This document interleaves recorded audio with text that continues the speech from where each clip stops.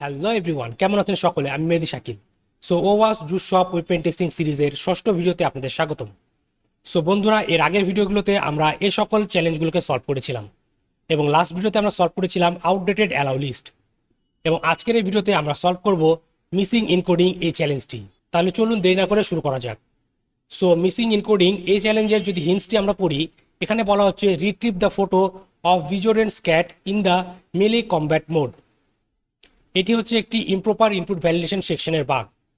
So এই বাগটি হচ্ছে আসলে এমন যে এই ওয়েব অ্যাপ্লিকেশনে কোনো একটি জায়গায় একটি বিড়ালের ছবি রয়েছে, কিন্তু ছবিটি লোড হচ্ছে না। কারণ কি? সেটির যে পাথটি রয়েছে সেই পাথে একটি ভুল ইনকোডিং রয়েছে, এবং আমাদেরকে কি করতে হবে? সেই মিসিং ইনকোডিংটি সলভ করতে হবে যাতে আমরা সেই ক্যাটের ইমেজটি শো করতে পারি।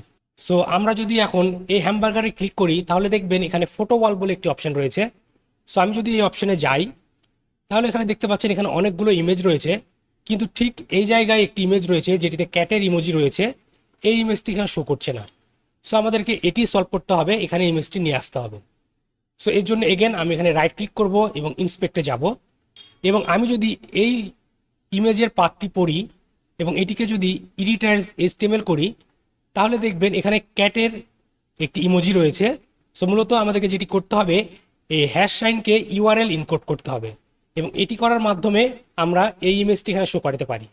সো চলুন দেখা যাক কীভাবে এটি কাজ করে। সো এই হ্যাশ সাইনকে আমরা URL ইনকোড করার মাধ্যমে লিখতে পারি %23। সো এখন চলুন দেখিনি কীভাবে আপনারা কোনো কিছুকে URL ইনকোড করবেন।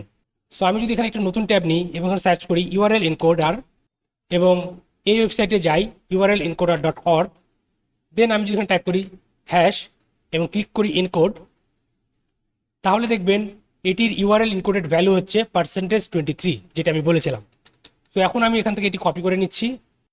দেন এখন আমি যদি এই হ্যাশ সাইনগুলোকে URL এনকোডের মাধ্যমে প্লেস করি এবং অন্য কোথাও ক্লিক করি, তাহলে দেখবেন ইমেজটি আমাদের এখানে শো হচ্ছে এবং আমাদের এই মিসিং এনকোডিং চ্যালেঞ্জটি সলভ হয়ে গেছে। সো এখন আমরা যদি স্কোরবোর্ডে ফিরে যাই, তাহলে দেখতে পাচ্ছেন এই মিসিং এনকোডিং যে চ্যালেঞ্জটি রয়েছে এটি সলভ হয়ে গেছে।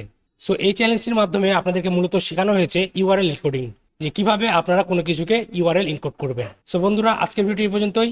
দেখা হবে পরবর্তী ভিডিওতে। Till then, take care.